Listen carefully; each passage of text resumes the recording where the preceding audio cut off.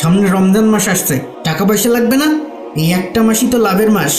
এই লাভ করতে গিয়ে তো আখিরাতে লস হয়ে যাচ্ছে, জানেন না?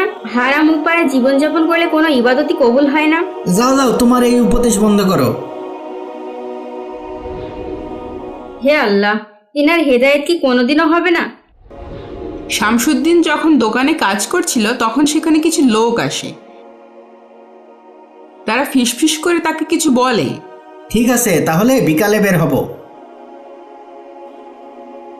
এরপর শামসুদ্দিন বাড়িতে আসে আর জায়দাকে বলে, মালামাল কিনতে শহরে যাচ্ছি, আসতে দেরি হবে, তোমরা খেয়ে ঘুমিয়ে যেও, ঠিক আছে? দাঁড়ান দাঁড়ান, আচ্ছা আচ্ছা, ঠিক আছে ঠিক আছে।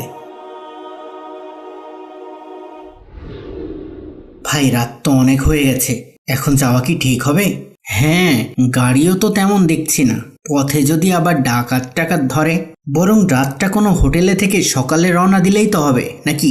আরে না, কিসের বিপদ, আমরা এতজন আছি। আর তাছাড়া বাড়ির লোকজন তো চিন্তা করবে, তাই না? তা ঠিকই বলেছেন। আর তাছাড়া এখনো এত রাতও হয়নি, চলেন তাড়াতাড়ি যাই। তারপর তারা মালামাল নিয়ে চলতে শুরু করে।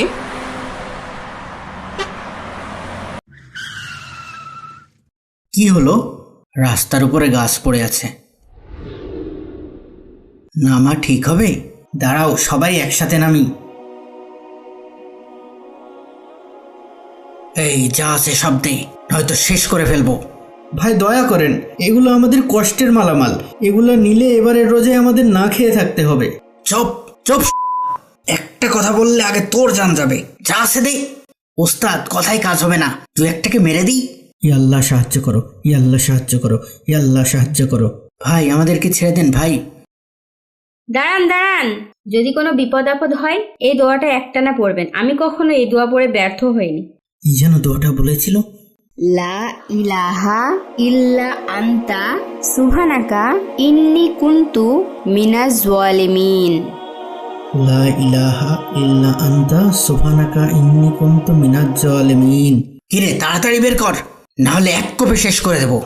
আমাদের মায়েরেন না ভাই, ভাই আমাদের বাচ্চাগুলো এতিম হয়ে যাবে ভাই। লা ইলাহা ইল্লা আনতা সুবহানাকা ইন্নী কুনতু মিনাজ জালিমিন, লা ইলাহা ইল্লা আনতা সুবহানাকা ইন্নী কুনতু মিনাজ জালিমিন। আচ্ছা, আমার এই দোয়া কি কেউ শুনতে পাচ্ছে? আমি তো মনে মনে পড়ছি, এই বিপদ থেকে কিভাবে রক্ষা পাবো? ওস্তাদ, পুলিশ! তাড়াতাড়ি পালা, তাড়াতাড়ি পালা। আল্লাহ বাঁচিয়েছে। চলো চলো, তাড়াতাড়ি এখান থেকে সরে পড়ি। নিজের অজান্তেই শামসুদ্দিনের চোখ দিয়ে পানি গড়িয়ে পড়ে। মনের ভিতরে একটা অদ্ভুত অনুভূতি কাজ করে। বাড়ি ফিরে সে তার স্ত্রীকে কিছুই জানায় না। রোজার আগের দিন তার দোকানে অন্য এক ব্যবসায়ী এসে বলে, ভাই, কিছু পুরনো মাল আছে, কিনবেন? কম দামে দিয়ে দেব। না ভাই, লাগবে না, গতকালই নতুন মাল কিনেছি। ভাই, কম দামে দিয়ে দেব, কিন্তু নতুনগুলোর সাথে মিশিয়ে চালাইতে পারবেন।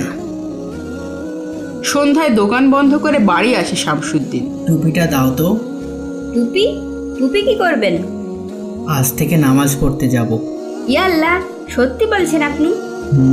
আল্লাহ আমার দোয়া কবুল করেছে। রমজানের সমস্ত রোজা রাখারও নিয়ত করেছি। সুবহানাল্লাহ।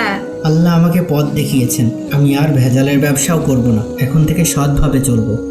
আল্লাহ তাআলা নিশ্চয় আপনাকে সৎপথে পরিচালিত করবেন ইনশাআল্লাহ। আজ থেকে আমি নতুন জীবনে পা বাড়ালাম, তুমি আমার পাশে থেকো। আমি সব সময় আপনার পাশে আছি।